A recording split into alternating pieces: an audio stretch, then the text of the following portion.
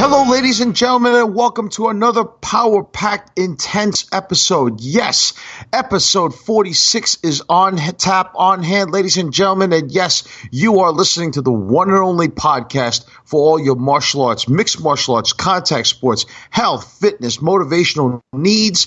Welcome, ladies and gentlemen, commandos, militants, to the one and only, the Yin and the Yang. I am the Yin, of course, the residential lifelong martial artist, Anthony Chu. And on today's episode, oh my God, do we have something ready for you? We are going to talk for the first time a sport that we've never spoken about in 45 episodes until now, and got a little bit of a gripe about it. The other thing that we do on this show is that we take Q&A. We do a session called Reclaiming You, which I have a special one on tap for everybody. We're going to do a little exercise while you're listening to this. And at the same time, I spent a month, okay, or should I really say a year, one day in Monster Mania 40 out in Cherry Hill, New Jersey. And ladies and gentlemen, lastly, my co-host becomes a somewhat of a national hero in North Korea, but yet turns the biggest heel in podcasting network history to date. And speaking of co-hosts, ladies and gentlemen, allow me to introduce to you the man that is in the co-navigator seat right now. Ladies and gentlemen, here he is. Oh, wait a minute. We can't really do that because apparently YouTube told us not to, and they didn't broadcast our episode last week, you peckerheads. That's because we used AC/DC, and Larry apparently forgot to call his attorney to talk to Angus Young's people to get, or Brian Johnson's people, to get Brian Johnson's Golden Tones onto the podcast, and that's why we can't use it. So, ladies and gentlemen, without further ado, yes, he is the pen-signing, death-defying, podcast revolutionary defining king, leader, guru, and owner of the More of the Same network. Yes, ladies and gentlemen, he is the Yang of the program. Larry, I am still not an Asian, but I am crazy and rich Mormon. Oh, man. Do I have to do everything myself? All right. I was out on a ride for a bit of a trip, looking for thrills to give me some kicks. Now, I warn you ladies. Ha! He forgot the lyrics. I warn you ladies. The lyrics. It's like, what was it? I shoot from the hip. No. Oh, my God. Wow. I fucked up. I fucked up. You want to talk about somebody having a senior moment? Oh, my God. Hopefully the fans will have a senior moment from listening to your Golden Tones just now. What? Now it's going to bug me. What the hell is the line? It's my theme song. I've been playing this now 45 times. We've never had a damn problem until all of a sudden somebody, probably some prick intern on YouTube went, hey, he's not supposed to use that song. That's illegal. We're going to tune him out this week. Oh, Is okay. that right? Go ahead. Sing the rest of it. Go ahead. Well, I was out on a drive on a bit of a trip. Hey, Do we have to hear this from the beginning again? On a bit of a trip, looking for thrills to get me some kicks. Now, I warn you ladies. Oh, it is. I shoot from the hip. I was born with a stiff upper lip. like a dog in a howl. Oh, dog in a howl. Okay. Boy, it's fun. Have you ever, how, you have, the misheard lyrics? Right? You have, don't go out tonight. Well, it's bound to take your life. There's a bathroom on the right. You know what I mean? Stuff like that. Oh, my God. I had no idea the word. Oh, like my a God. dog in a howl, I bite everything. And I'm big and I'm droll and I'll bowl your thing. Wow. That's weird. That's just really weird. What the hell have I been singing this whole time? AC/DC, classic Classic band. One of the best. One of the best. Shut up, Siri. Wow. That was weird. I'm in a mood. What's going on? I'm in a mood. I'm in a mood for love. No, little John Lee Hooker for you? Oh. No? Okay. Anyway. So, who's that writing? John the Revelator. That is not John Lee Hooker. That is not John Lee Hooker, yeah. That is, oh shit, was it Taj Mahal who did the... I don't know, I only know the one from the movie. Son House did the original, I think he was one of the original people to actually do the song, but then for the Blues Brothers, I think they hired Taj Mahal for that. Okay, gotcha. John Lee Hooker was a bow, bow, bow, bow. Yep, boom, boom. Hey, yeah. Speaking of boom, boom, the other thing that me and you have in common is that we got some boom, boom from Tara. Well, she hasn't come back yet, so... Well, that's not my fault. That's another Anna Nicole Smith right there. Ooh, I hope not. Well, I don't mean... she was going to the Hard Rock. I'm sorry. If there's any Anna Nicole Smith fans, I'm just saying that she was as beautiful as Anna Nicole, and she was as cool as Anna Nicole. God rest her. I'm sorry about that. That was my fault. So what's going on? You know what? I'm going to play a new theme song for you next week. Uh-oh. I want to debut it right now. What? Okay. Ready? Is it the alphabet? No. What? No. I'm trying to think of Here we go. Free songs. New theme song, ladies and gentlemen, for Larry next week. Stick 'em, ha ha ha, stick 'em, stick 'em, ha ha ha, stick 'em, stick 'em, ha ha ha, stick 'em. Gonna put the beatbox in the best fucking rhythm.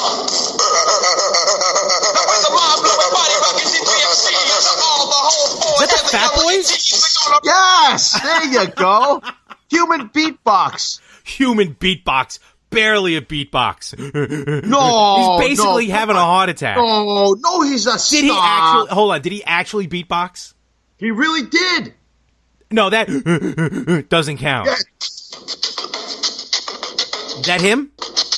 Yes. All right. That's Prince Marky D. Oh, it's been. You could have a gun to my head, and I wouldn't be able to tell you the names of the Fat Boys. Well, if it'll make you feel any better, that's the only one I really know. Hey, the Disco 3 are legends. They don't get enough respect. What about, really. Disorderlies? Oh, man. Oh, Jesus. Which is worse? What? Okay, go ahead. Which was worse? Disorderlies or Cool as Ice? Holy shit. That is a great question. Now, I have not seen Disorderlies in a long, long time, yet I've seen Cool as Ice within the last 2 months. Damn. I mean, is it two separate entities, you think? Or do you think that just falls in the class of suckness? They're two rap groups, if you will, putting out a one-time hit, a one-time movie. Trying to... think of all the bands that have put out movies.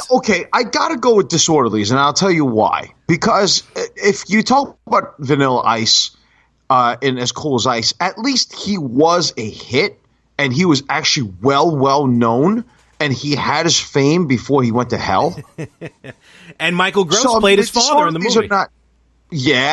Let's not disrespect the man's career, please. Now, before we get off the subject about songs, do you actually want to tell the Yin and the Yang universe the greatest karaoke song you ever did?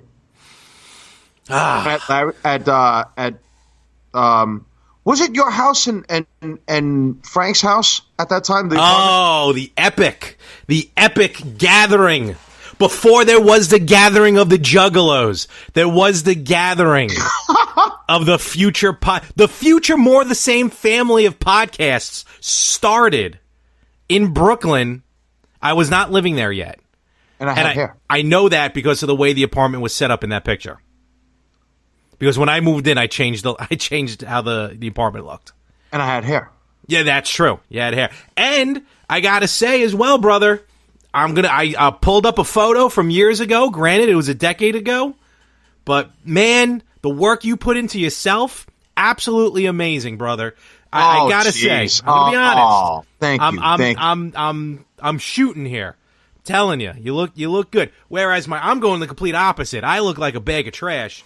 But you, my friend, stop. No, you don't. Look amazing. So give it. Oh, thank you. I am humbled, but I don't think you should be clapping for me after what I ate today. You're allowed. 2 slices of pizza and the chicken and broccoli I had with vegetable fried rice. Not a good thing. You're allowed. I think I may need to reclaim myself to the Jenny Craig diet. Oh boy. Well, Weight Watchers. I know a lot of people who lost a lot of weight on Weight Watchers, but you're doing it good, my friend. So keep up the good work. Thank you. Thank you so much, Now, with that man. being said, where are my fucking dues? They are coming. So here's the thing, right? Before we talk about dues and the show, we have a show to do. But before we do that, do you want to tell the audience what the greatest karaoke song you ever sung was? I didn't sing it. I played along to it because of my but wicked it was guitar in skills. Reference to me. But it was in reference to me. It was. I believe it was Hold My Hand. No, that's what I sang. Well, you did. You were drunk playing the guitar, but you and Frank joined in on a duo to sing the Divinals' "Touch Myself." When? That evening? It was that evening. Yes, wow. I remember. But he really let it. You kind of did a support for the song, and you two bastards actually did something that was so genius. Okay, so for those of you people out here who you young people, all right, and people who actually are not hip or don't listen to music or have no clue of what the hell's gone on in the last 20, 30, 40 years, there was a group called the Divinals, and they came out, their most famous song is called, I think it's called Touch Myself, Famous. Right? I'm pretty sure they're a one-hit wonder. Okay, fine. Well, so was Positive K when he did I Got It Man, okay? But anyway, so they did a song called Touch Myself, and the chorus goes, I don't want anybody else. When I think about you, I touch myself. Okay, now. It was in Austin Powers. Right, okay. So you two drunk nutheads decided to get drunk. And you also decided to change the words around. Now, Frank, being the genius that Messina actually is, and then you went along with it. What did you two change it to? Bro, that evening, I do not remember a word from that evening. Okay. You two nuts changed it to, I don't want anybody else. When I think about you, I touch myself. And I'm sitting there mortified that you actually used the name Chew and changed it. Well, you changed it to Chew from you. I'm like, oh my God. So imagine if there was a friend that you. Imagine if my last name was you. I guess you would have kept it.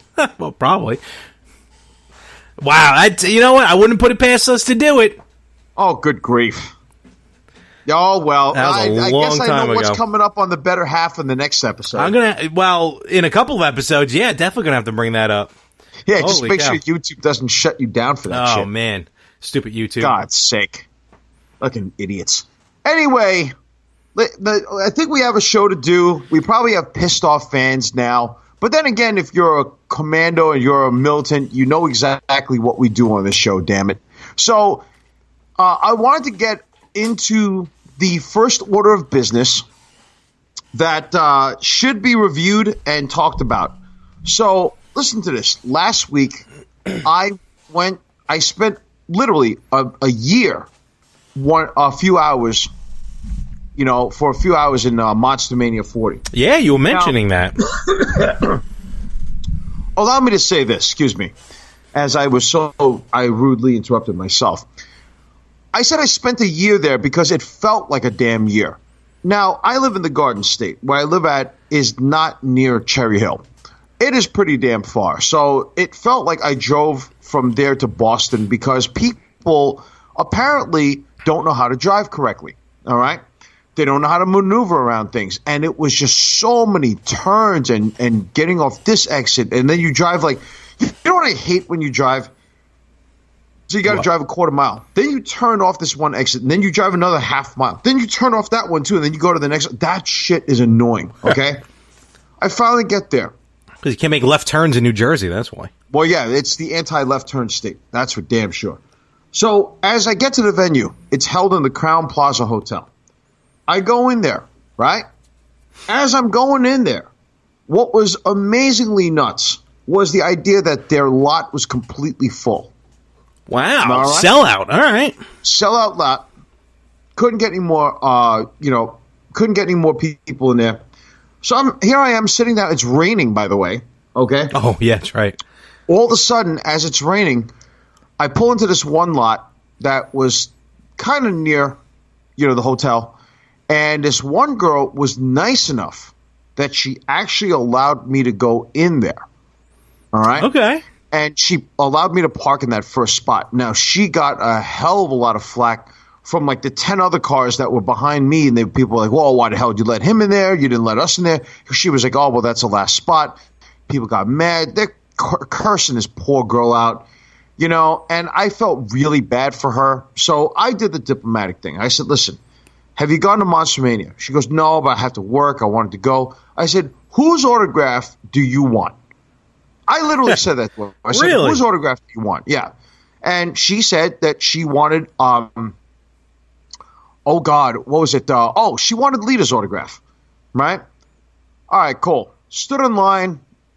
Basically, I felt pretty bad because I'll explain that to you in a moment, right? Okay. I get in there. I already have paid for my ticket, $20 to get in. They couldn't find my ticket. Really? I said, this is the will call. I reserved it. I have a confirmation. You don't have my ticket? Did you have the confirmation with you? Oh, yeah. I had it with me. Okay. They were like, well, we don't just take that as proof. And then I said, well, I have my ID to prove it's me. How in the hell is it that, come on. So finally, I spoke to a manager. Manager kind of looks at me, didn't even want to be bothered with, just says, yeah, go ahead, go in. So I go in there, and that's when I did the video, Oh, yes. The people who were there had literally no clue, no idea, no concept of just what was happening. I think they were just there just because for the hell of it or whatever. So they're, I was like, blah, blah, blah. So I finally go, I walk around, and it's interesting. The aura of the people who went there, it seems as though they were broken into three categories, okay? The first category is you're this diehard horror fan. You really, really are there for the horror stuff. You want to buy merchandise. You want to be, you want to take autographs and photos or whatever. Yeah. So the second type of person is, you're there for the nostalgia of saying that you're at a horror convention. Mm-hmm. It's just to basically put up social media stuff and blah, blah, blah. And then there's a third type, which is actually the predominant type, right? Because it's in such close proximity to Philly, I don't want to say anything negative to our Philly fans because I've met some really cool people in Philly. I know people who live in Philly. But a lot of people who were there were not very nice. Really? Kind of like they had that... like the guests?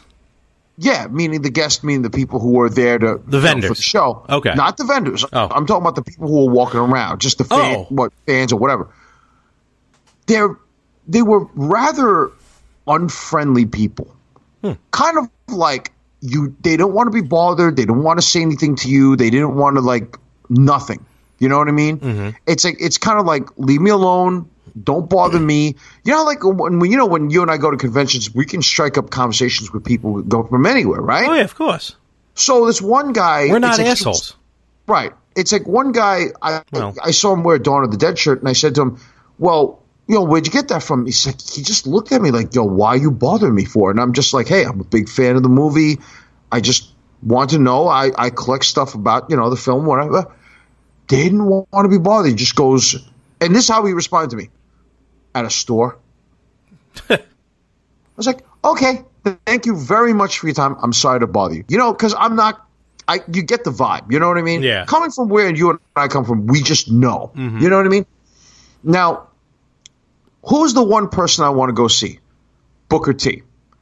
I walk in there they have, by the way, this venue is so huge. It was like 3 times the size of Chiller.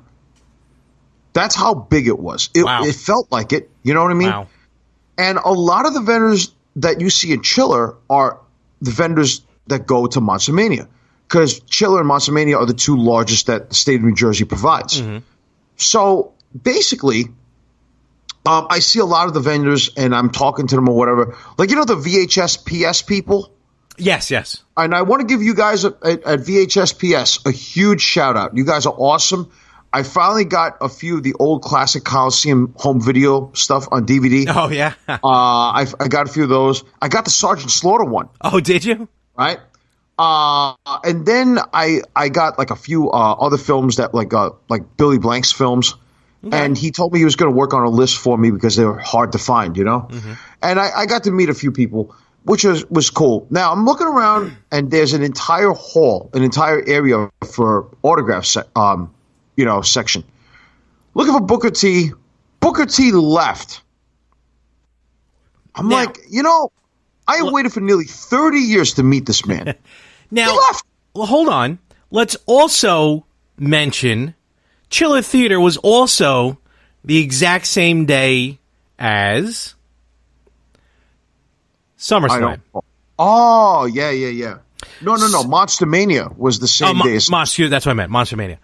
So Booker was needed for the panel, which in hindsight makes sense as to why he wouldn't be there. But I think to your point, I don't remember the website saying he was only going to be there for Saturday or Friday and Saturday. Right, which is why I went on Sunday. Yeah, I know. So, I didn't realize that because it didn't say from what I saw. Yeah. Now, wanted to get Carl Weathers' autograph, right?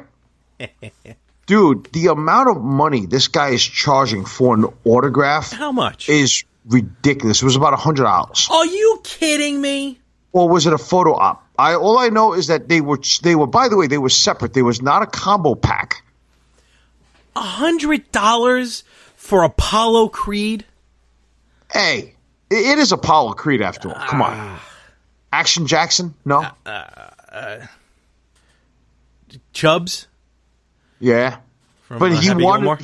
It was $100 for either an autograph or a photo op. That's ridiculous. And by the way, he didn't do it by the table. You had to get a special online autograph, which I was just like, what?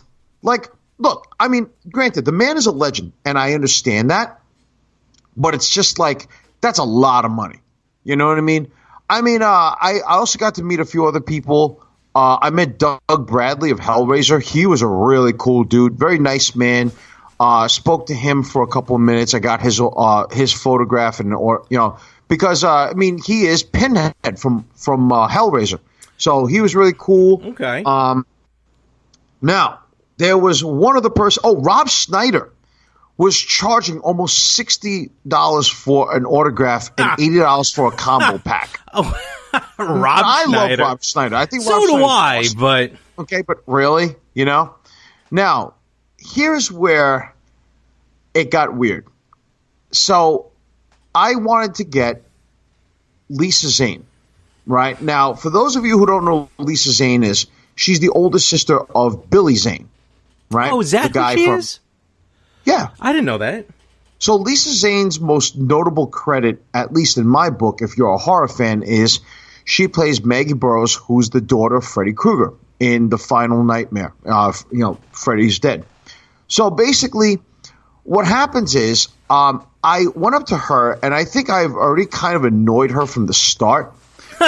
And because what I said to her was, I was like, I went up to her, and I was like, hi, Ms. Zane, how are you? How's everything? I said, you look absolutely amazingly beautiful, which she is. I have a crush on her. And I said, really? Should I tell a certain American Ninja Warrior that you have a crush on somebody else? We'll get to that. Okay. We'll get to that. I'm sorry. I rudely interrupted. I'm kind of heartbroken right now. I don't even care if I'm just hurt right now. But we'll talk about that in a second. Okay. Now, So I said, I've had a crush on you since I've seen that film. I told her, not going to lie to you, seeing you wear the Freddy glove was pretty hot. All right? In some weird way. Weird. And she was just like, okay. And then I guess maybe that just went over her head, right? Which it is. It's kind of hot. You know what I mean? Anyway, I'm weird. So I said to her, I said that the cinematography for her stabbing the glove onto Freddy and killing him, or before sticking the pipe bomb on Freddy when he explodes, was the single worst cinematography I've ever seen caught on camera. She goes, well, what do you mean? I said, okay. I said, if you look at all the other movies in the Nightmare on Elm Street franchise, you'll notice that when Freddy stabs somebody with his glove, it's done in full exposure. You see him literally do it, and there's no camera tricks, and it's a great effect. You know what I mean? Now, the glove that he wears is representative of his killing tool, just like how Jason Voorhees has a machete. And I said, if you go back and you look at it, it doesn't even look like you did anything to him when you stabbed him with his own glove. And I said, it was the shittiest cinematography I've ever seen. I think I know why she was annoyed at you. What? No, but then I said to her, but let's make it perfectly clear. I am a fan. I am you did a great job in that movie. You were completely awesome. And really, kudos to you for making it, presentable, very presentable. Right? And she goes, oh, I appreciate that, whatever, whatever. So I had a Freddy glove I wanted her to sign. Okay. I actually have one. I have it's a prop one, which is not meant to be worn or played around with or whatever, because it's real blades. So I wanted her to sign it, and then I got a photo op with her, and she was like, well, I said, I try to do especially if a person's known for something, I try to have them do like a specific pose with me. So she's like, well, what do you want to do? And I said, yo, bro, I'm bold. I don't give a shit, right? No, this is true. So I said to her, listen, is there any way that you can you can wear the glove and stab me, right? And because it just and she's like, she looks at me, she's like, I don't really know if I want to do that. And I said, why? I said, because I quite frankly, I said, it's just a pose. You know what I mean? And she was just like, I don't know. In past experiences, I've never been asked that before, but fans want me to hold a knife to their neck or something like that, or there's other shit that they want me to do, and I'm just like, okay, well, I mean, I said, hey, if you're not, and then eventually I gave it, and I was like, oh, if you're not cool with it, and she was like, why don't we just do a standard stand-up pose? And I'm like, all right, fine, whatever the fuck. All right, so took a picture, and I looked at her and I said, thank you very much, Ms. Zane, have a great day, bye. And I just walked away, right? Now, I said, by the way, she signed the glove, which is at least okay. So, I mean, now I want to get the one autograph I really wanted to be there for. This is where I channel the inner Larry. Okay, and then we're going to... Sounds like you already did. Well, almost. So, and let's talk about this before we move on to the next subject here, is that the one person I've been waiting for the longest time all day was for Robert Englund, who played Freddy Krueger. And I wanted him to sign the glove and take a picture with me. Now, I know, will do whatever pose you want to do because he's cool like that. You know what I mean? So, and I've seen stuff that people put up. So I wanted, to meet him and have him do the pose with me where he's stabbing me with the glove. You know what I mean? So basically, I'm waiting on the line, and it's already 12:30. There's no status about when he's signing autographs, because I think he was doing some VIPs. I'm not really sure. Mm-hmm. So for the general audience, we're waiting half an hour. Then we're like, what the hell's going on? Oh, yeah, well, he'll be ready soon. Right now we're just trying to get an update as to when he's going to come out for autographs or whatever. Granted, the man's 70-something years old. I get that. Is he you know really? What I mean? Yeah, he's almost like 70, 71. All right, fine. So waiting another half an hour, another hour. Then people started getting restless. Everybody's just sitting there and just not saying a word. And I went up to and I said, "Excuse me." I said, "Can I speak to a promoter or a manager or somebody who's handling this operation?" So because you're waiting 2 hours here, we're not buying concert tickets, folks. I mean, we know the man's here. I mean, can we please find out or give us an updated status as to what's going on? Because, people are waiting here a couple of hours. They're getting restless. And I, for one, am one of those people. I'm getting restless. Mm-hmm. And then all of a sudden the guy's like, well, listen, he's one of these jabronis basically said to me, oh, well, he's a star and, it's just going to take time. And I said, well, okay. Well, apparently a couple of hours is not enough. So can I speak to a promoter, please? The guy reluctantly gets me the promoter, and who claims he's the promoter or the manager of the site or whatever the hell he is. I channel my inner Larry, and I cut an epic promo on this guy. Then he cuts an epic promo on me. Well, you don't understand. It's to put something together like this. You got a bunch of egos, a bunch of stars, a whole ton of fans who just think it's so easy to just walk in there and get whatever they want. It's like we have things that people request, and he went on this whole like what I said. Listen, I said if you're not gonna get me to go and see him or any one of us, well, then give us our fucking money back. I'm not going to waste my time. It's over 2 hours now. This is stupid. How the fuck do you run like the second? I said, you know what? I used to think, this is my first Monster Mania. I said, you don't get a second chance to make a first impression. If it wasn't for the people that I wanted to come see today, you think I'd want to be here? Well, now I don't want to be here. And I used to think you guys were number one, and now you're second. Chiller rocks, you suck. Oh, that sent the guy off the deep end. Like, he looked like he was going to kill me. And I was like, well, bring it on, motherfucker. So all of a sudden, it's like the guy says to me, he goes, well, you know what? If you don't, we're going to give you your money back, and then you can leave now. I said, well, thank God for that shit, because I wasted more than 2 hours, 2 hours waiting for Robert England, and about 10 minutes of dealing with you.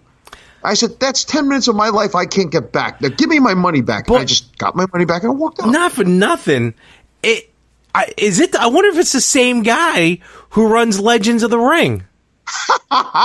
Because that very much sounds very familiar as to what I went through with Legends of the Ring last year. With Edge, right?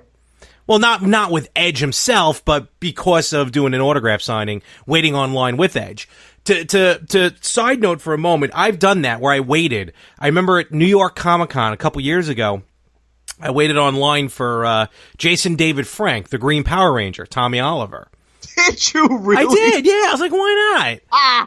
You know what I mean? So I waited, and like I was already online for like a half hour before his scheduled time. And the line was already huge. But then I waited like an hour and a half after, and he wasn't there. And we really didn't get any updates to it. Finally, I was like, screw this. I'm not waiting anymore. And I left. But with the promoter, it sounds same thing happened to me. Waited online. Then the guy all of a sudden comes up and starts rearranging the line out of nowhere. People get upset. He's like, oh, I'd like to see you try and run one of these shows. And then that's when I said, well, we got to go back in the line anyway. He already has our money. And then he went, oh, what? You want a refund? I'll give you a refund. I don't need your money. And he breaks out a wad of cash, which if he would have gotten robbed, if someone would have punched him in the face and took his money, I would have laughed so hard. Dude, you should have pulled out your wad of money since you carry at least about $3,000 of cash in your pocket. Well, that day I was carrying just a couple bucks. And a couple of $100. And that's what were you called an internet troll? Because I sure was. I was not called an internet troll, but I was called like a stupid fanboy. Okay, that's what I was called. Close enough. I guess that's this guy. Version. And as I walked to the back of the line, which was outside the hotel, I still heard him yelling and screaming. Holy crap! Oh my God, it was so funny. Well, I didn't take the money, but because I wanted to get the autograph. I got my Money in the Bank briefcase signed by Edge. But okay, let me ask you a question. Let me ask you this: when you said something, okay, was it loud enough that people around you heard you? Oh, absolutely. Because he wasn't next to me. He was a good. I mean, look, the rooms aren't huge, so he was maybe 6 feet away or so. Yeah, he heard me. This guy was in front of my face. Now, in your situation, when you said something, did anybody else around you at least back you up or say anything, or were you the martyr? I was in a conversation with somebody. I was responding to somebody else. Oh, so you were the martyr, basically. Nobody ever... Okay, because other people around me fucking stood up and basically said, look, the guy's right. We've been waiting here for over 2 hours. Your staff hasn't given us any status whatsoever. What the fuck? I was kind of the straw that broke the camel's back because other people did that before I did. And then that happened. And the same thing happened with Ace Comic-Con. In December at Nassau Coliseum, Ace Comic-Con can eat my ass because the way they treated the VIPs that day, it was a week before Christmas, sub-zero temperature, and it took 3 hours to get in the building as VIPs. Wow. And I mean, people were asking for the promoters' heads, and no one was doing a goddamn thing. Are they doing another Ace Comic-Con this year? Unfortunately, I'm on their mailing list, so they've done other ones. And you know what's funny? I hear people say, yeah, it's not the best in the world. The VIP kind of sucks. That was the day when we went. I went for The Undertaker, and people missed his photo op. That was bullshit. That was complete bullshit. And at that point, they're like, "Oh, we'll give you a refund." What is that going to do? That doesn't get me a photo op. Well, that's the same situation with the whole Robert England thing. I paid $100. I paid like $110 or whatever. To be fair, it sounds like that was more of a Robert England, or at least his people, not getting him downstairs. Where in my situation, people were just literally left out in the cold while people took pictures with The Undertaker. Yeah, that's more fucked up. Yeah. Thank God I got in time. I got my photo op. Mm-hmm. But that's nuts. Also met Lainey Jade there. Yes, that's right. Amazing yes. Supergirl and Thor cosplayer. Ooh. Now, as I'm walking down the stairs, right, to end up the entire trip out to Marcelmania, walking there, and all of a sudden I see this really amazing looking girl, and she comes up to me and she's like, and I'm not noticing her, but I'm like walking by and I have the Freddy glove in my hand, and she's just like, oh my God, she's like, is that a real glove? I'm like, yeah. She's like, can I take a picture with it? So I turn around and I'm like, oh. I got a story in a moment, but continue. It was a guy. Oh, I don't have that kind of story. And I was like, oh, okay. I said, and hey, look, we love the LGBTQ community.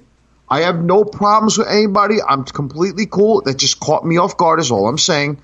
I didn't realize it. And she took a picture with the glove and she gave it right back to me. And I just said, well, didn't even say thank you, nothing, and just walked away. I'm like, wow, fucking friendly people around here. Really nice.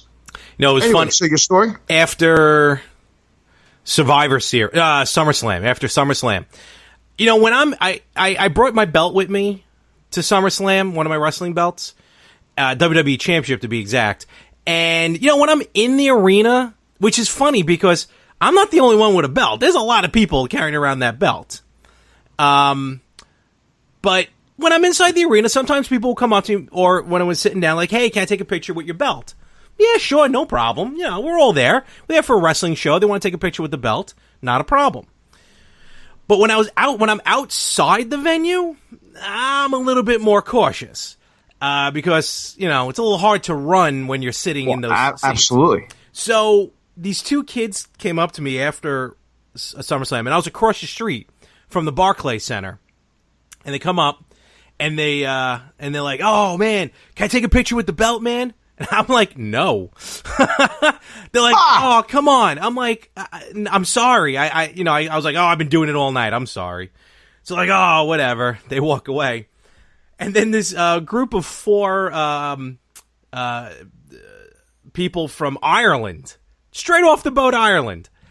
And one of them, cute girl, she comes over to me. She goes like literally right after these kids, who I will be honest, nighttime in Brooklyn, these couple kids that showed up may have looked a little shady. They may not have, but I still had my guard up. So this woman comes up again with her friends, and I'm with Verdi and his son, and she goes, can I take a picture with the belt? You can hold the flag if you want. I'm like, now, I'm Irish, so hey, we're kin. But I'm like, I can't. I just told these people no. I can't just turn around and now let you pose with it. What a bind. I'm going to be punched in the face. So they did the next best thing, and she took a picture with me, with the belt and the Irish flag. So that's somewhere. Who knows? Okay, something better than nothing. And her boyfriend looked exactly like Finn Balor, which Verdi's son was enthralled with. So that was the story that you had. Okay, cool. Glad you aired it out. So, will I be going to another Monster Mania? No.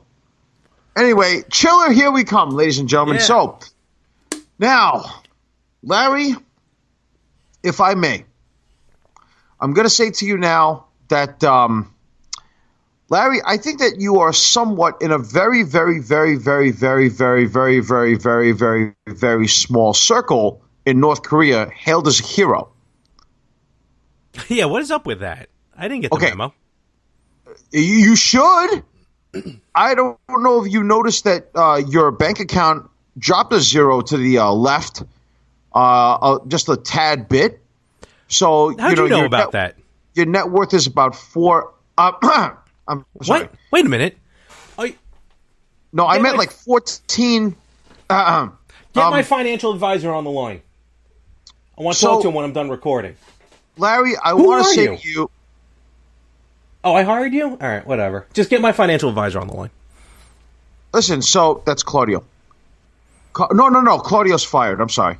Claudio, he's fired. Oh, what? Does everyone look the same to you? Yes, they do. Okay. So, I already explained my theory of Asians. So, anyway. Now, so here's the thing, right?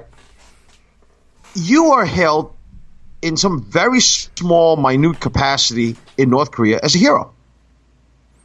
Your financial, and Larry, I can't even believe that you did this, and even I have to show you much respect for this. You got Hwang out of jail. So you did hear about that. Okay. Larry, listen, I'm wrong about you. All this time I've heard this shit about, he's just greedy, he cares about himself, and everybody else, I just can't believe it. I don't know how you did it, but the poor kid was freed. The first thing he had was a shower and a hot meal. He needed it. All right, that was provided by you, and he looked skinny as a rail, man. So he returned to his parents. I just couldn't. And you also hired 2 security guards to make sure that they're okay. Larry, I can't believe it, man. I really got to show you a lot of respect for that. Well, everything that he went through with Seagal, and I know he got a little bit of a berating. That was not Hwang. Oh, I get all these interns mixed up. I'm sorry. That was Ensign. Oh, that's right. After Hwang went to your place, your studio a couple weeks ago, and showed you a really good time, and oh wait, no, that was Tara. I'm sorry. No, he was in jail, and he was a good asset. And look, now that we're friends with North Korea and our buddy Kim Jong-un, okay, let's not go that far. We gotta break bread again at this point. And Hwang was, like I said, an asset to the show. Now, look, to be honest with you, the rugs aren't going to clean themselves. So I really kind of needed someone to really get down there. I'm talking like toothbrush, fine tooth, you know what I mean? Kind of getting each bristle. And he was the best at it. So, yes, I did bring him back. I hired personal security to bring him back. His parents had to fly coach, but that's not. They're almost back. It's been a couple. So Wang flew first class? No. He flew. Remember in the beginning of the Great Muppet Caper, when the Muppets were below in storage. For heaven's sake! Look, it's a rough economy. It's a rough economy. Oh my Lord! I mean, look, my security was in first class. They had the amenities all to them. But, look, it was still better conditions for Wang than where he's been for the last few months. So you got his parents and him out of North Korea, basically. Is what basically. All right. Well, listen, he's an only child just like you. I figured, that both of you might have something to relate to. We got to stick together. But, I don't like to share that part of me. I don't like to share that side. Well, you did something good for humanity for once, besides fucking giving me a raise on the contract or whatever. Hey, now 4 more episodes, and I'm supposed to renew my contract. Just to let you know, fans, you heard it right here. Episode 50. I'm supposed to get a contract renewal from Larry. We'll talk about that in 4 episodes. Okay. Now, Larry, as much as you are hailed by a very small, minor community in that little country, you're a prick. Wait, what? Yes, you are. You have shown you. If I haven't exposed you yet, and if you haven't exposed yourself yet, you're gonna put Harvey Weinstein to shame this week. I haven't. I haven't exposed myself in months. I felt a little throw up in my throat. The sulfur. Oh God. What are these accusations of what you speak about? Okay, Larry, dude. So, I don't know whether to slap you or whether to go over there and put the cross-faced chicken wing on you and I'll tell you why. You see, you posted up a video on the Facebook page of the Yin and the Yang, and I suggest everybody to go take a look at it. Search Yin and the Yang podcast. You posted a video at the Barclays Center about a massive up-and-coming project, right? That you have. This is your brainchild. Yeah, well, how much of a child's brain you have upstairs between your ears, not between your legs. Okay, here's the thing. Explain to the fans what this is, because apparently you're using this. Go ahead. No, explain to the fans what's happening here in the More the Same network. I'm giving you a platform here, and then I'm going to explain my side. Do I not own half the rights to that Facebook page? Yes. Okay. So it's been taken care of by Jeremiah. So somehow you snookered Jeremiah into basically writing that or filming that bullshit. I decided, and I put it on all the pages, to announce that there will be a new... Untrue. What do you mean untrue? Fact checker. It is untrue. It is not on all the pages. How much do you want to bet Snopes is wrong on this one? Well, I think that you just put it up on all the pages today. But there is a new podcast. What is that? Allow me to do what I do best and promote. Vince McMahon has nothing on me. Yeah, to promote yourself. Go ahead.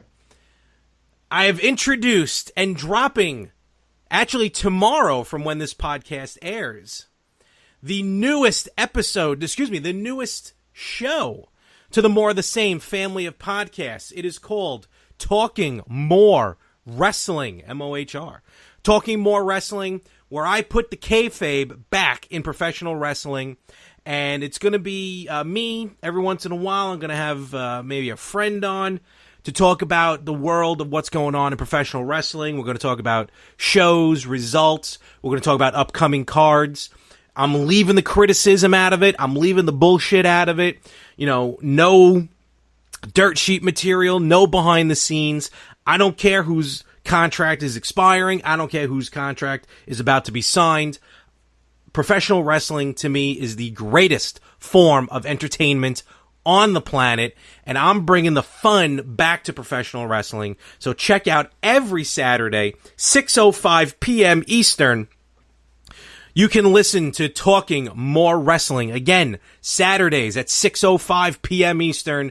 Talking More Wrestling with me, More365, Larry Mormon. Check it wherever you listen to podcasts.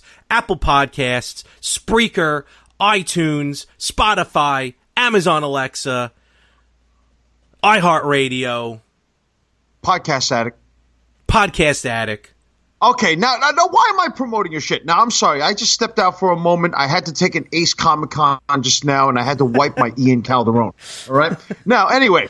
And Larry. And. Oh, all right. Larry, okay, obviously, it's apparently abundantly clear to everybody that we all have the perspicacity to understand that you know how to promote yourself to the umpteenth degree, all right?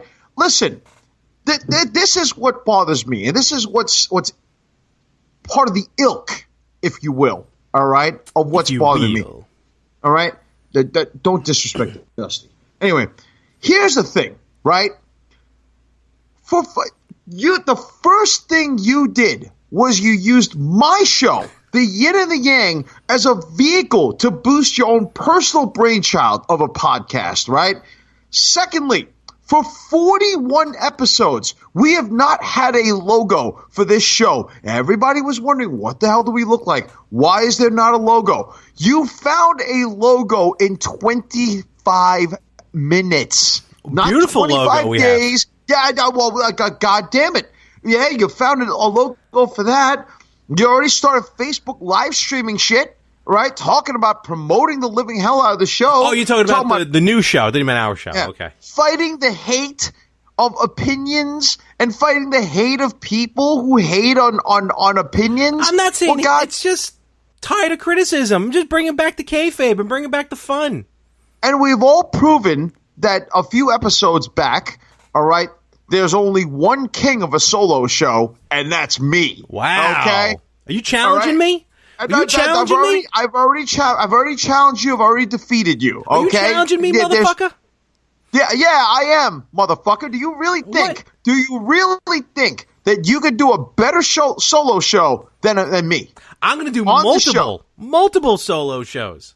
Well, we're going to find out this Saturday. When, ladies and gentlemen, you listen at 6:05 on Saturday. Great reference to WCW for somebody who hates WCW. Who hates Saturday night, all right? God damn it. Listen to the show, all right? I can't believe by the way, do you know why I'm promoting this? Because you want to be on it? Because I was handed a note. No, I don't want to be on it. Because I was handed a note just now, and I'll read it right now. It's an order that was given by you, all right, to Jeremiah to be handed to me. Wait a minute. You don't have to read. You don't have to read. I'm not going to read it, but the premise of it is that I have to promote talking some more, all right, or talking more wrestling. I'm sorry, talking more wrestling. Look, the kid can't read, okay, and write. Talking More Wrestling has to be promoted on this show every single week. You believe this shit? As if you have not done a diligent job enough in promoting yourself. I do a lot of promotion of this show. And it's part of the family, the more the same family of podcasts. That little kid years back could divorce his parents. I'm considering divorcing this network. Oh, excuse me? You want to void your contract? Well, remember what happened last time? My contract's up in 4 episodes. Just remember that. All right, we'll see what happens, CM Punk. I get a lucrative deal. Do you want ice cream bars? 41 episodes. Unless they're WWF ice cream bars, leave me alone. All right? 41 episodes, no logo. He gets a logo in 25 minutes. Well, hold on. 41 episodes. 46 episodes now. We have never done a live stream of anything. Every other show gets video and live stream except for this one. I bet you Talking More Wrestling is going to get a live stream real quick, huh? Friday night, I'm doing a live stream with Brandon from the PS Midnight. Do you see? We're gonna talk about All In. And look, I would love to do a live stream with you. And you already have episodes ahead where you've already put a guest list out, and yet I'm not on it. Well, I'm not on it. You just Larry. said you didn't want to be on it. Gives? Well, at least show me the respect of being your best friend, your long childhood friend. You think that Jim Cornette wants Kenny Bolin on his show? No. Are you going to be my Conrad Thompson? Anyway. Oh, God. Yeah, brother love. Thank you very much. I'm the Ming Chen of your fucking comic book men, all right? How's that? Pull. Nice pull. Holy cow. Look, I would love to have you on the show. I just got to plan accordingly. And it kind of stumbled upon. And I would love to do a live show. Me and you. We just got to get in the same room. Yeah, I know. All right. Me and Rippo don't do live shows. Have video! Oh, that's different. Well, that's him. I don't do that. I don't know how to do the video part. Fine. Can we bring the show down to some sort of leveled sanity here? Why not? Let's do, you're in charge, brother. I'm sorry. What was that? Could you speak into my good ear? This is a joint production. So choose to, if you want to move on, go ahead, move on. Okay. All right. Here we go. So we as I had mentioned, oh yes, by the way, Mr. Carey was nice enough that we took him out to Morton's Steakhouse. He showed us some art paintings, loved it. I said he was better than the late great Jackson Pollock, and he was very impressed. So he lent us his golden voice. He said, "Boys, you have permission to use this to start the program, Reclaiming You." So that's what we're going to do. We're going to start reclaiming you right now. Legally binding.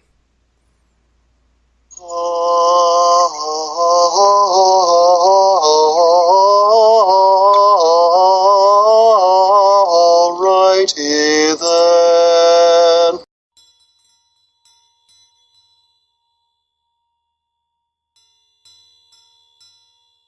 I want to welcome you to Reclaiming You and the next segment and next installation of this session here. Now,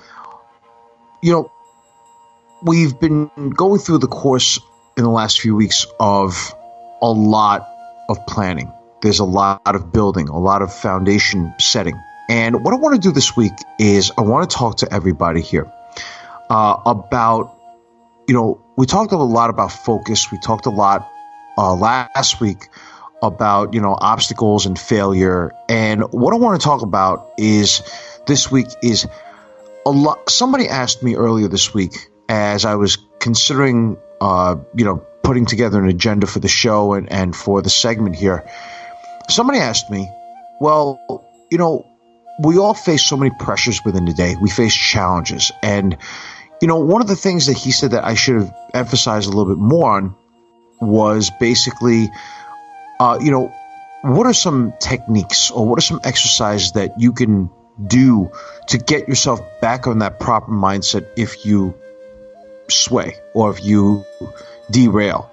And that's a really great question. That's what I want to focus partially on this week, because the other half of this week is I want to start the 5 Ds, and I'm going to unveil the first D that we talked about last week.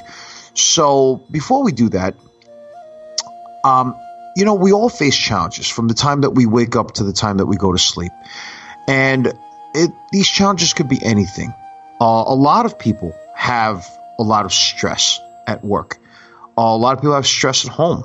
Whatever it may be, especially if you have dual jobs. I've always looked at my parents, and I've always said that my parents not only worked full-time jobs, but, when they were working, but they were parents as well. And that's a lot of responsibility. And we all have pressures and stress and things like that. So what do you do at a time when you feel like your life is out of focus? Well, I think one of the best things to do is always return to the basics of life. Your most basic, breathing. is to get yourself back into this proper mindset. Now, a lot of it is mental, okay? It's not just the physical aspect of just breathing in and breathing out, because anybody can do that. Anybody can just breathe in, breathe out, because we have to. I mean, try covering your mouth for around a minute or more. You won't survive. So there is a way, okay? And I'm not going to channel this, namaste type of thing, okay, or the shanti type of thing, as somebody likes to refer to. However, I want to have you do this with me right now. I want to give you guys and gals out here a little exercise. So this is what I want you to do, okay?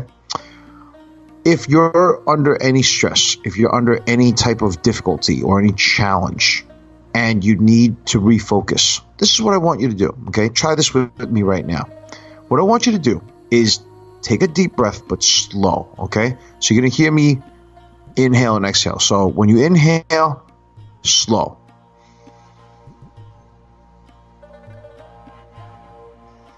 Now, what you're going to do is when you inhale, hold the air and let the air sink into the center of your body, which is your abdomen. So fill your belly with air, okay? And there's a reason why you're doing this. When you breathe in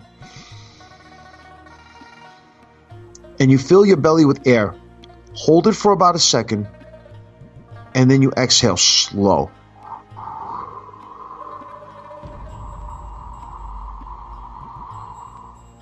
Okay, now, there's a reason why you breathe in slowly, and there's a reason why you breathe out slowly, okay?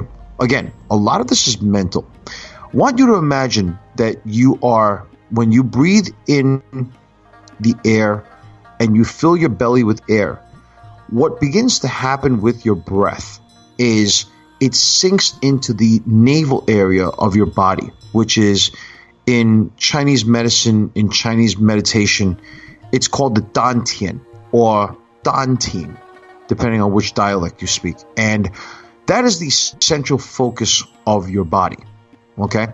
Now, how you release it is equally as important, because what you're doing is when you're breathing in, and the slower the better, actually.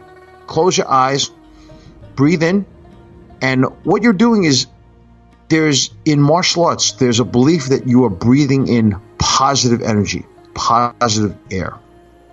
And as you exhale, okay, because you're exhaling carbon monoxide, if you want to get scientific, as you exhale, you are exhaling the bad air, anything bad, anything negative.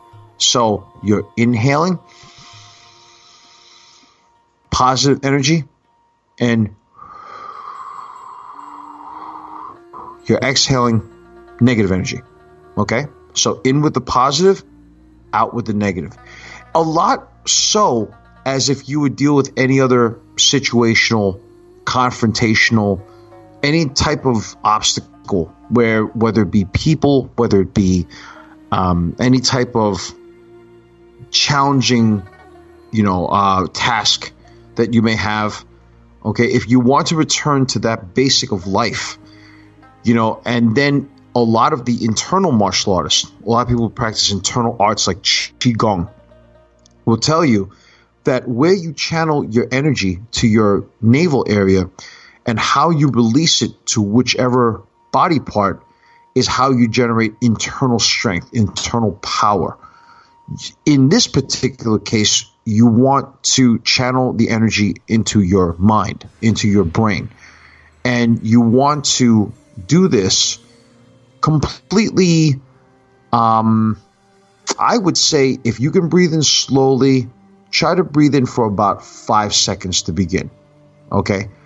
And then 5 seconds to exhale. Me, I've been practicing martial arts throughout many, many years, so I can actually hold a 30 count, if you can imagine that, inhaling, and then a 30 count exhaling when I really focus. Now, as I'm exhaling, what I'm doing is I'm releasing everything out of me. And you do this while you're closing your eyes so you can concentrate. And if you can do this about 5 times, for most people, it should be good. Some people do it before they go to sleep. Some people do it when they wake up in the morning to kind of like refocus, because when you wake up in the morning, you're very groggy a lot of times, at least for a lot of people.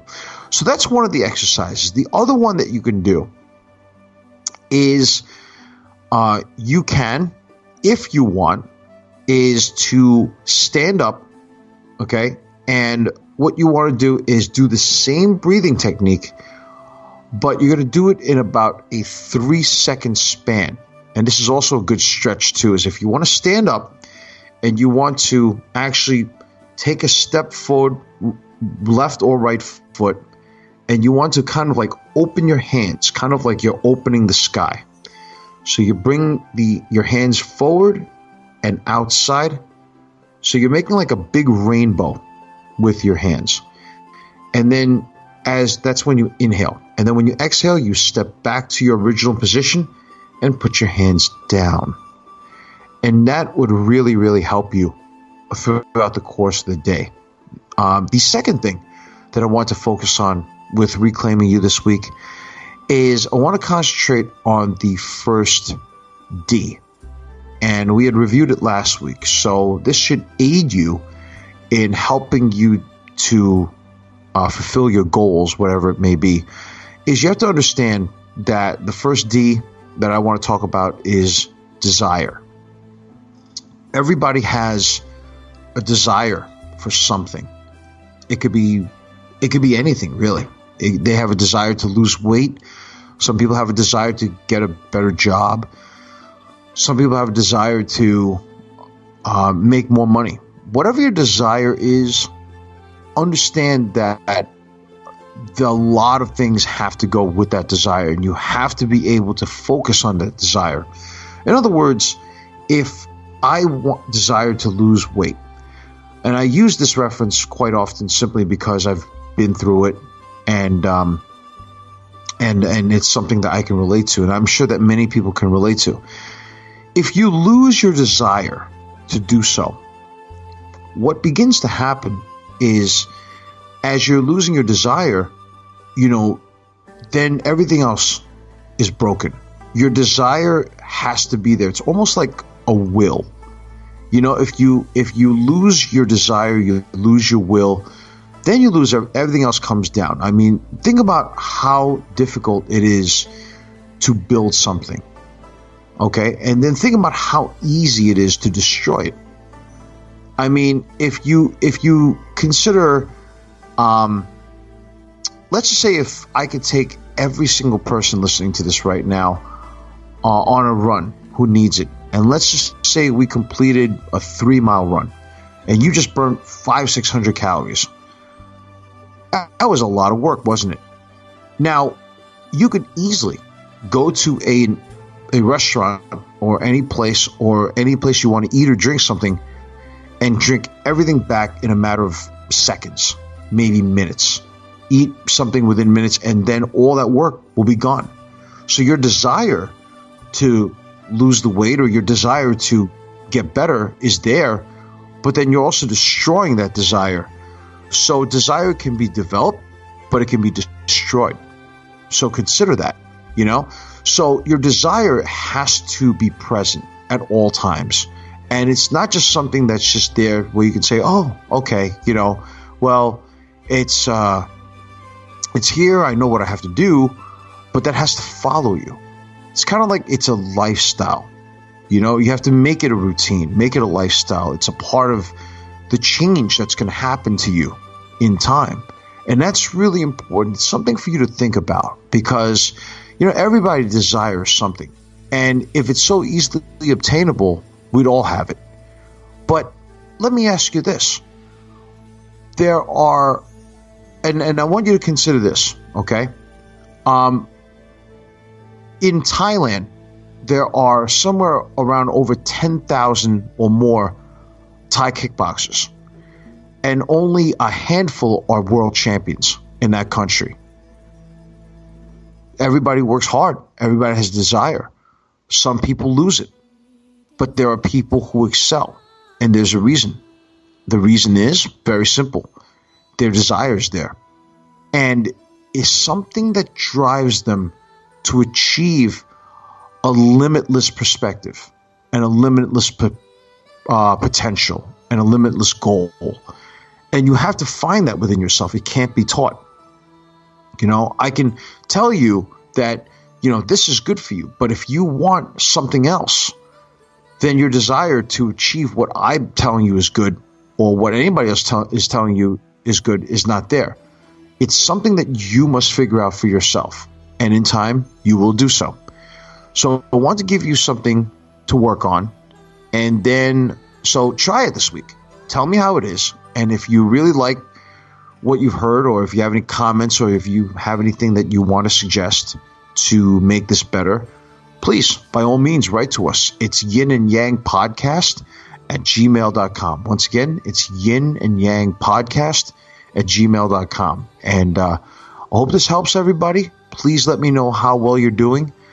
Track your progress. You should already at this point be either taking another negative thing that you have, erasing it off your list, and adding something good to the list in your process of reclaiming you. So everybody, don't think it, ink it. Have the desire. I'll see you next week, and we'll talk again. Thank you, everybody, and take care of yourselves this week.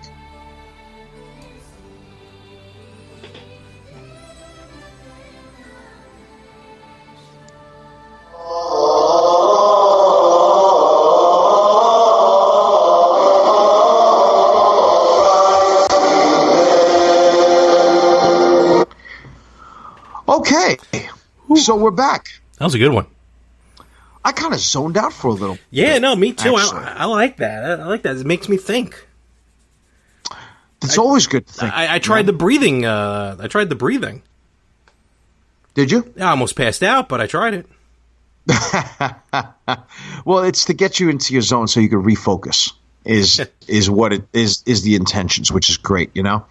Now, so far we've been on a great course, and don't want to derail anything. I know that we're probably all calm and zen, but I'm not going to be calm and zen right now going into our next topic because I'm not exactly thrilled about this.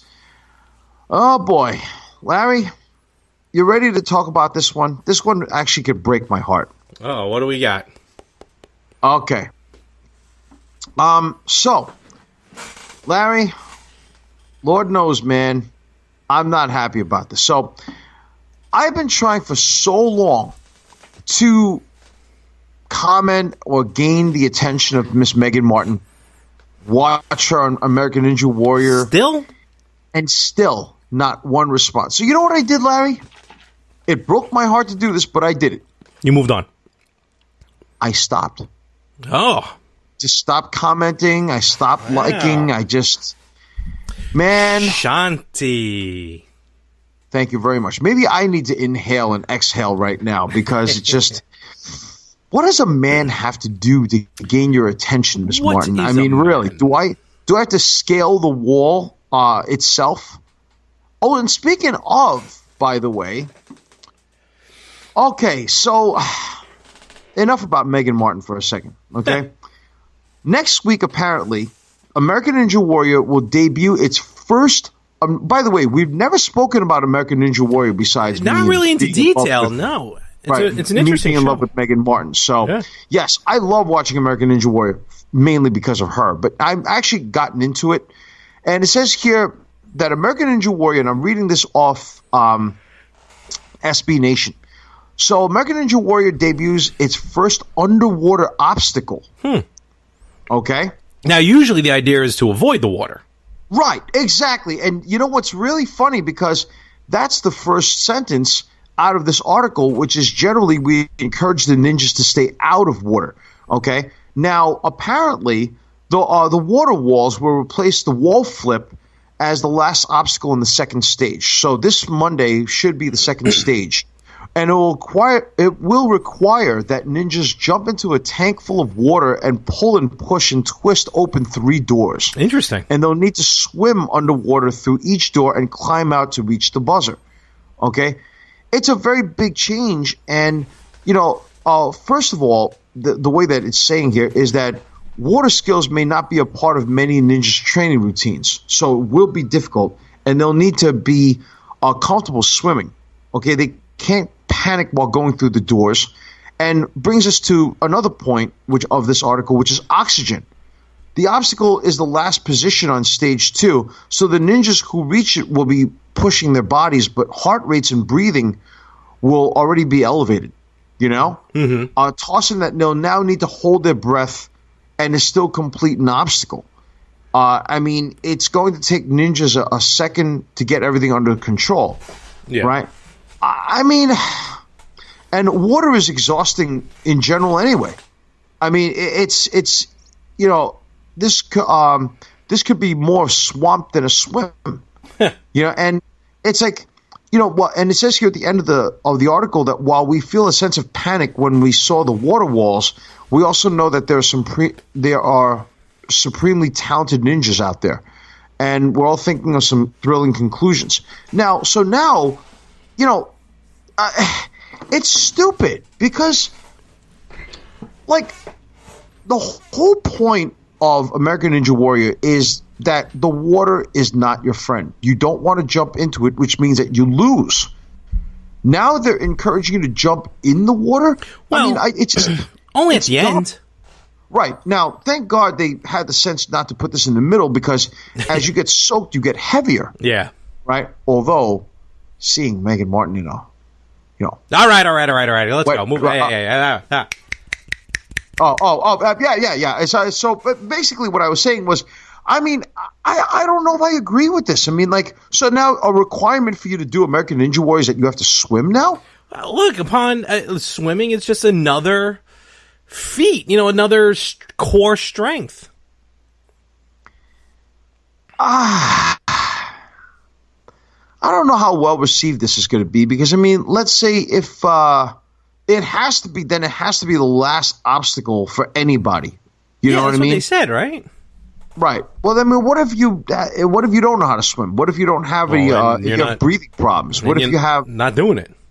Well, I don't know, man. I'm really not too thrilled about it. I would rather them not do this water course, just because I think that American Ninja Warrior fans have been pretty much mentally conditioned to know that the water is your enemy. Yeah. And now you're embracing the enemy. It's just kind of like they could have picked something else. Or, let's face facts.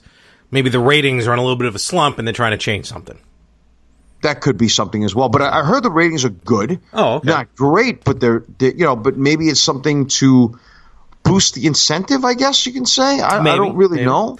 Hey, on a side note, the first ever female to finish American Ninja Warrior, Casey something or other. Canizero or something? Canizero. She's going to be participating in the Mae Young Classic.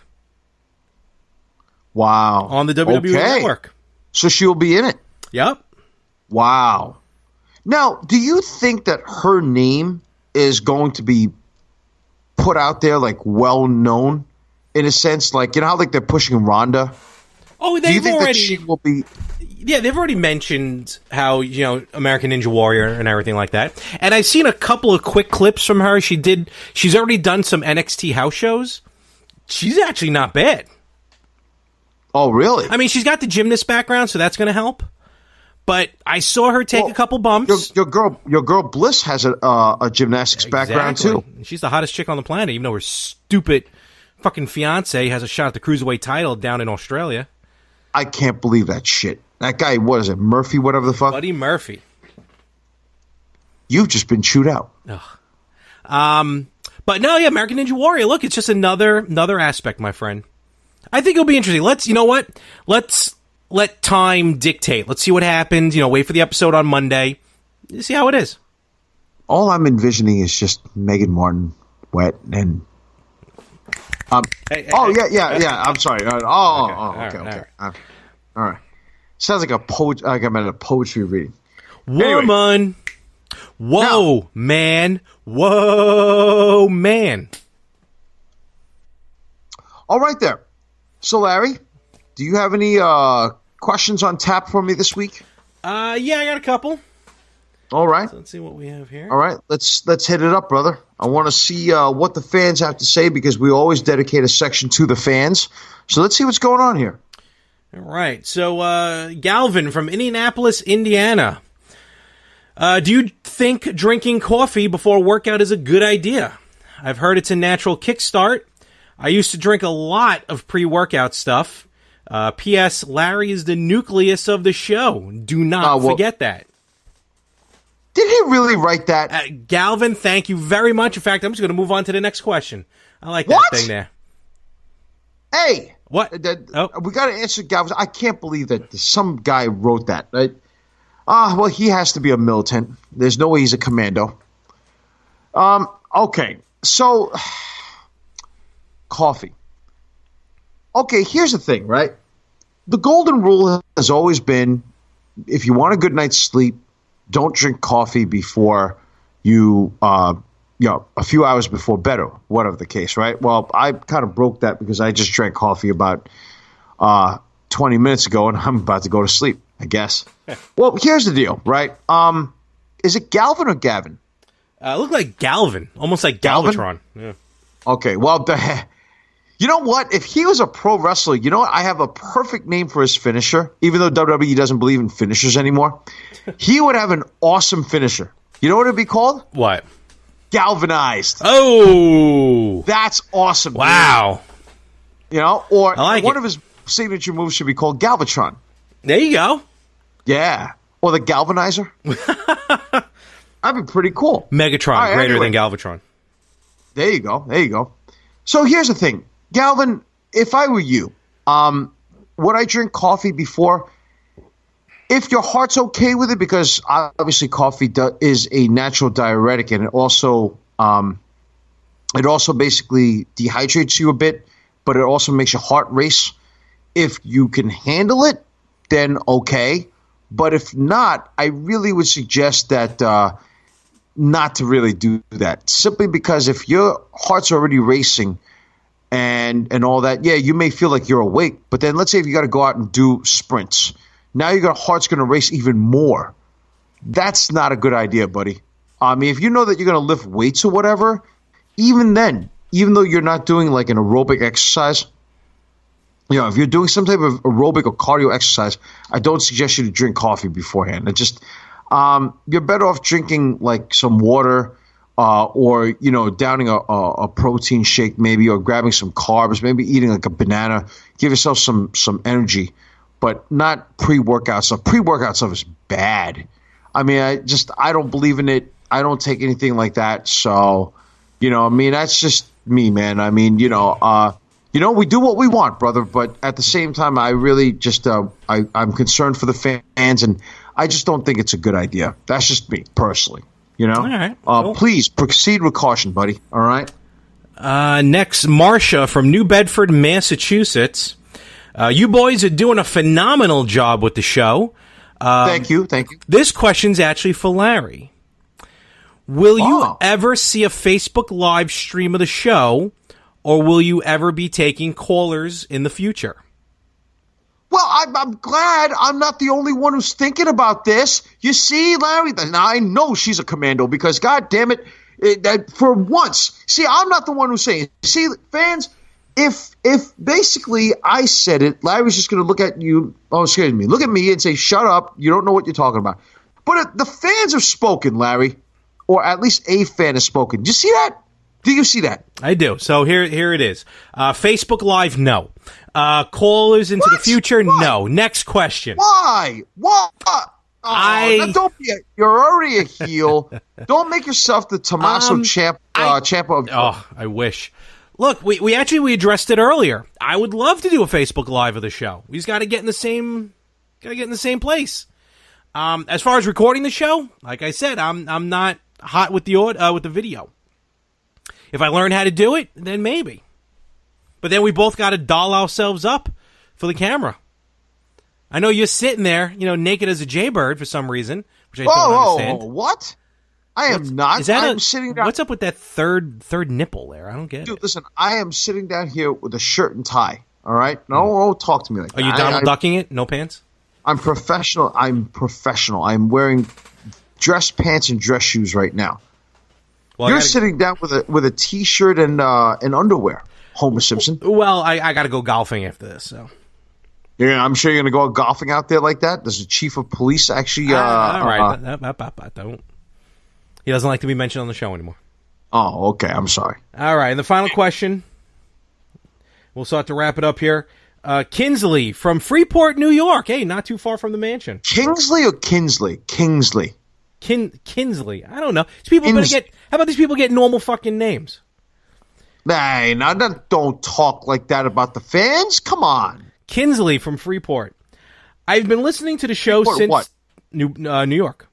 New York, okay. Yep. I have been listening to the show since the first episode, and I want to know, why is it that you do not make reference to yourself as the USW two-time heavyweight champion anymore? And why does Larry not refer to himself as the Transcontinental Champion in the USW anymore? I don't remember even mentioning that. Do you want me to answer this question? I think it's more directed to you, yeah. Okay. MOHR directed to me. Ooh, I like it. Okay. So here's the thing, right? Well, your bread is butter. There's a reason. It's basically a legal matter. Apparently, we received from the former president of USW, a cease and desist letter from California, and he wants us to stop referencing the USW because of the legal matters and the legalities that go behind it. Larry and I are still trying to fight for royalties, even though we eventually found out that Larry has at least 7 or 8 figures in his family's possession. Your whole family's estate is worth like about 80. But I don't want. Look. It's not public knowledge. Don't worry about it.